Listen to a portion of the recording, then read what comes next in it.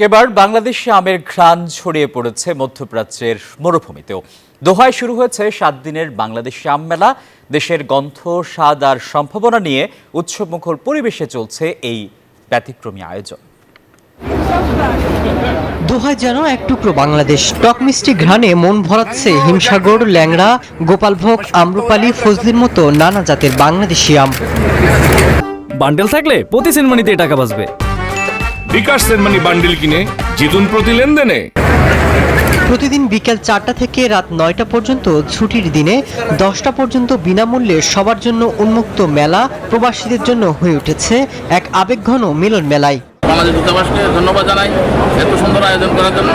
প্রথমবারে আয়োজন করা হলো বাংলাদেশ দূতাবাস থেকে। উদ্বোধনের দিনের পর থেকে আজকে দ্বিতীয় দিন, আজকেও কিন্তু প্রচুর লোকের সমাগম। বাংলাদেশ দূতাবাস এবং কাতার সরকারের সহযোগিতায় আয়োজিত এই মেলার উদ্বোধন করেন রাষ্ট্রদূত নজরুল ইসলাম।